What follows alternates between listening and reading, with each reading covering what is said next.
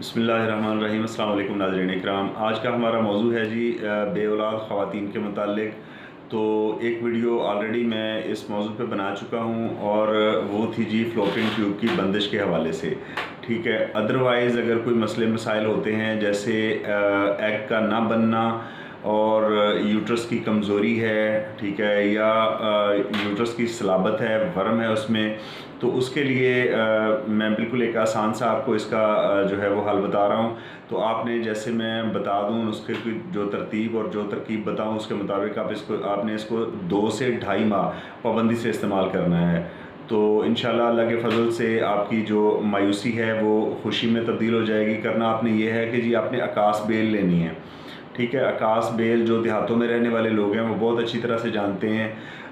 ये आम तौर पे लूसन के जो खेत होते हैं उनमें भी उगी हुई होती है। पीले रंग की एक तार सी होती है, पत्ता वगैरह इस पर कुछ नहीं होता, बेल होती है दरख्तों के ऊपर ये चढ़ती है।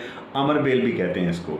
ठीक है जी, तो ये जिस दरख्त पे चढ़ती है उस दरख्त को ये ख़त्म कर देती है बिल्कुल, यानी अपनी ग़िज़ा ये उस दरख्त से लेती है। तो आपने ऐसी अकास बेल या अमर बेल आपने लेनी है जो बेरी के दरख्त पे हो। ठीक है जी।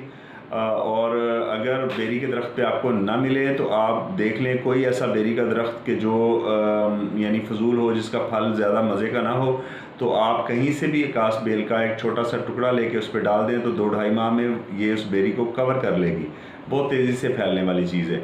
अच्छा, इसके बाद आपने करना ये है कि जी उसे अकास बेल को आपने बेरी से उतारना है। बेरी से उतार के आपने इसे छाँव में अच्छी तरह खुश्क कर लेना है। ठीक है, खुश्क करने के बाद आपने इसमें इसको बारीक सफ़ूफ़ करना है। बाज़ार से पिसवा लें या ख़ुद पीस लें। ठीक है, और इसमें बराबर वज़न आपने मिश्री शामिल करनी है। ठीक है जी, मिश्री शामिल करने के बाद ये सफ़ूफ़ आपने 1 चाय का चम्मच सुबह खाली पेट बासी पानी से मेरी मुराद है कि रात का कच्चे बर्तन में रखा हुआ पानी, उससे आपने रोज़ाना सुबह निहार मुँह एक ख़ुराक इसकी लेनी है। और 2 से ढाई माह अगर आप पाबंदी से इसको इस्तेमाल कर लेते हैं तो इंशाल्लाह आपके रहम का कोई भी मसला है वो हल हो जाएगा। बाकी अगर फ़्लोपियन ट्यूब की बंदिश है तो इस हवाले से मैं ऑलरेडी वीडियो जैसे मैंने अर्ज़ किया मैं बना चुका हूँ, तो उसका लिंक मैं डिस्क्रिप्शन में रख रहा हूँ। इंशाल्लाह अगर वो फ़्लोपियन ट्यूब का मसला है तो वो भी समझें मुफ्त की दवा है बिल्कुल, यानी ख़र्चा ना होने के बराबर, मेहनत ना होने के बराबर, और दवा 10 से 15 मिनट में वो तैयार हो जाती है। ठीक है जी। तो अगर आप दोनों अद्वियात को एक साथ इस्तेमाल करना चाहें तो भी कोई मसला नहीं है। ठीक है, आप दोनों नुस्खों को एक साथ इस्तेमाल कर लेंगे तो और ज़्यादा अच्छा है कि कोई भी रहम का मसला होगा वो हल हो जाएगा। तो अगर आप इस मसले से दो चार हैं और बेऔलादी के मसले की वजह से परेशान हैं, जगह जगह से इलाज करवा के और तरह तरह के रूहानी इलाज करके थक गए हैं, तो आपने इस नुस्खे को बना लेना है जिस तरह से मैंने बताया, इसी तरह से इसको आपने इस्तेमाल करना है।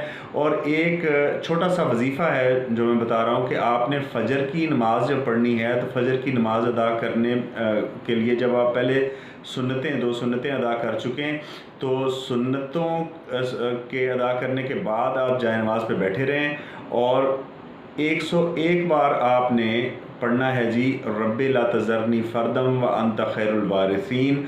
आपने इस दुआ को 101 मरतबा पढ़ना है। अव्वल आखिर आपने 3-3 बार दुरूद इब्राहिमी को पढ़ना है। ठीक है जी।